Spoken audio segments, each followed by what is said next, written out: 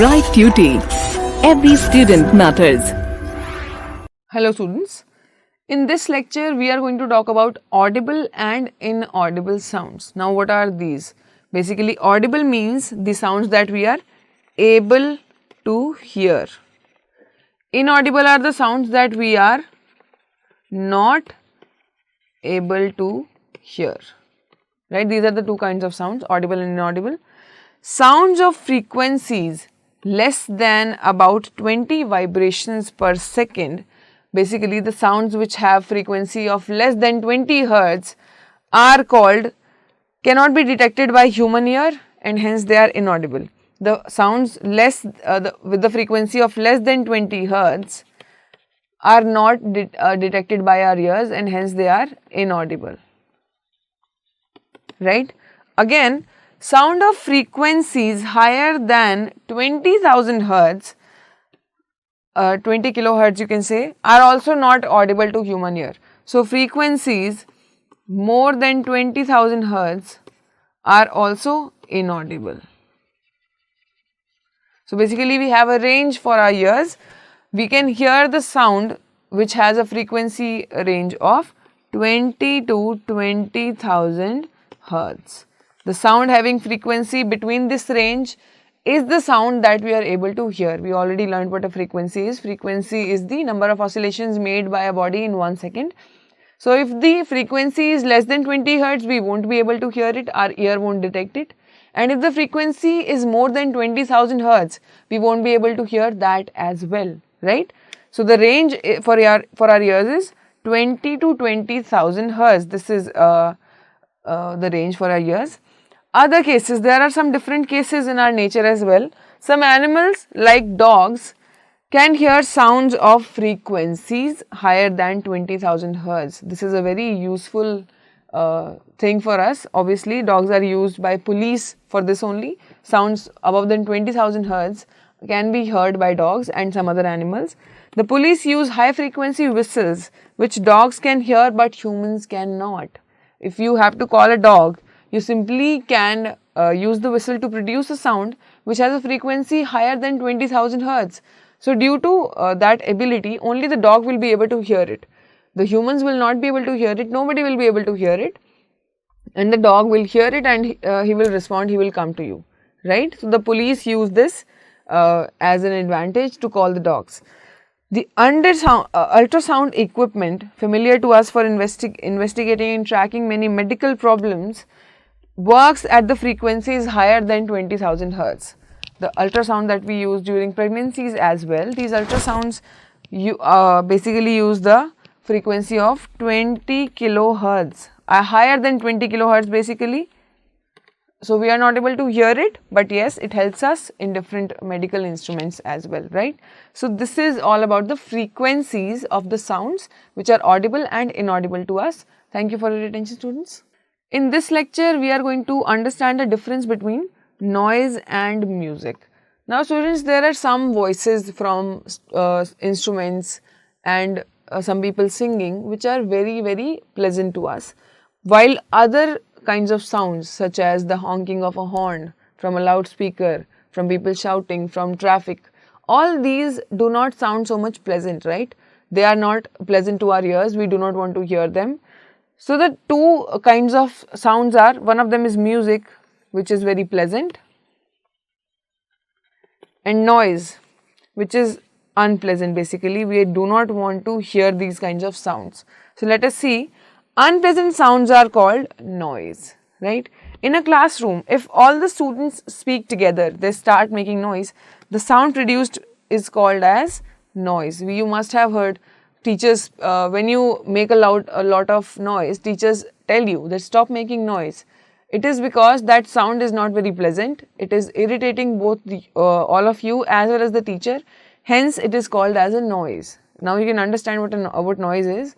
As you can see, there are two pictures. Picture 1 in which a man is playing guitar and hence we call it music, right? It is pleasant to us, we want to hear it. While there is a man shouting, fighting in the picture 2nd, this is noise. It is hurting our ears, we do not want to listen to it, hence we call it noise. We enjoy sounds from musical instruments, Musical sound is one which is pleasing to the ear. This is what we have learned till now, that musical sounds are those sounds which are very, very pleasing to our ears. They can be any sound, they can be the sound of a bird, the sound of trees, the sound of air, the sound of rain. All these are pleasant to our ears. But the sounds of traffic, the sounds of airplanes, the sounds of horns, all these are very unpleasant because they are noises. They do not make us happy. They are very unpleasant, right? Noise pollution. In the last lecture you learnt what is the difference between noise and music. Basically, noise are the sounds that are very unpleasant, that we do not want to hear, that are unnecessarily being produced, and they are not pleasant to our ears, right? Now, what is noise pollution? In this picture you can see that this is a man which is being irritated due to a number of noises. What are these noises? There are neighbors shouting, there are speakers, right? There is traffic, then there is speakers, then there is television and other equipments that are producing a lot of sounds which are not pleasant to him. So all of this is producing noise, and this noise causes noise pollution. Now we know that presence of unnecessary gases or pollutants in our air basically pollute our air, right? They are not right for our air. So these are also a kind of pollutants. Presence of excessive or unwanted sounds in the environment is known as noise pollution. Basically, with excessive or unwanted sounds create noise pollution. Sounds of vehicles, explosions including bursting of crackers, machines in the factories that may be near around you, loudspeakers, and now from your homes, television, transistor, radio at high volumes, some kitchen appliances, dessert coolers, air conditioners, all of these produce noises, and these noises cause noise pollution, right? It is not always okay to produce any sound, because there are, if you consider a hospital, patients are resting there, they need rest, they need care, and if a speaker passes through the road, if there is a car having a speaker and plays music at a very loud noise, this might irritate the patients, this might not help them in recovery. So this is a kind of noise pollution. Any excessive or unwanted sounds in the environment cause noise pollution. Now students, what are the harms of this noise pollution? First is lack of sleep. You can take an example. If you are living in a street and there is a marriage in the street in some other house, and they're playing songs late at night just for the celebration, you will not be able to sleep. This is because of noise pollution. So lack of sleep. Then hypertension because of high blood pressure. Excessive noise also enhances our blood pressure because of lot of vibrations on our eardrums, lot of signals going to our brain. That causes sometimes hypertension and high blood pressure as well. Anxiety and many more health disorders, right? So this is what its effect on health is. A person who is exposed to a loud sound continuously may get temporary or even permanent impairment of hearing. Basically, the person becomes deaf sometimes due to exposure to a loud sound for a longer time. So noise pollution is very, very harmful. It may make a person deaf. So we must take care of the noises that we produce. This is why the residential area is separated from the machinery, from the factory area, because factories produce a lot of sound and a lot of pollutants in the air as well. So the residential area is much far away from the industrial area. Now students, how can we limit this noise pollution? What are the measures basically? Silencing devices must be installed in aircraft machines, because aircraft machines also produce a hell of a noise which is not good for us. So silencing devices must be installed in aircraft machines, in engines, in transport vehicles, industrial machines and home appliances. Basically silencers must be there so as to reduce the sound produced from the appliances, from the industries. Then all noisy operations must be conducted away from any residential area. as I told you, this anyhow is present in developed countries, but not in the developing countries. In developing countries also we need that the residential area must be far away from the industrial area. Now, use of automobile horns should be minimized. If you're standing in a traffic and you're constantly honking a horn, it won't make any difference. It only causes noise pollution. So, the use of automobile horns should be minimized. TV and music systems should be run at low volumes. You must not watch TV at a very high volume. It must be at very low volume, right? Trees must be planted along the roads and around buildings to cut down the sounds reaching the residents. Basically, trees act as a barrier between the sounds and the houses, between the people, so that the sound does not reach completely to the houses, to the residents. It acts as a barrier. The trees cut down on the sounds reaching the residents. So, students, this is how we can reduce the noise pollution. Now, what is hearing impairment? As I told you that the exposure to a lot of loud noise for a longer time can cause hearing impairment. Now, what is hearing impairment? Total hearing impairment is usually from birth itself. Hearing impairment basically means being deaf, not able to hear anything is basically hearing impairment. It basically is generally seen from birth itself. The person is born deaf, but sometimes partial disability is the result of a disease, injury or age. The partial disability means the hearing ability is reduced. It is due to the result of a disease, injury or age. Disease may affect your ear and injury may affect your ear, and due to age also the functioning of ear is disabled.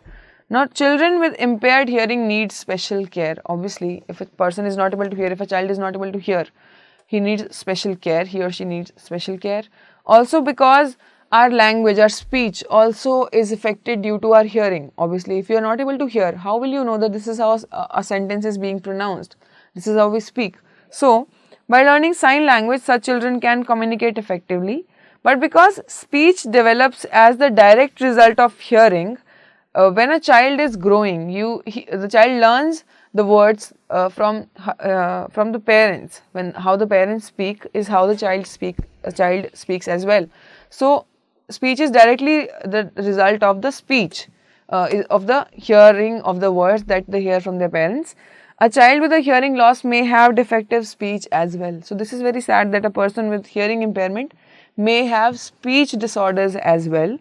Such children can always talk through sign language because they cannot hear but they can produce signs so that they can talk to each other, right? So, this is hearing impairment.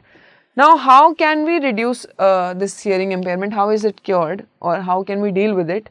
Technological devices for the hearing impaired have made it possible for such persons to improve their quality of life. This is the kind of technological device. This is a hearing aid. Right, students? This is a hearing aid and this is basically used in this way. This part goes inside our ear and this remains as a stand so that we are able to keep that inside our ear, and this has made possible for all our persons, for all our people to improve their quality of life, for improving the hearing ability and hence have a better communication. This is how technology helps in making their life a better one.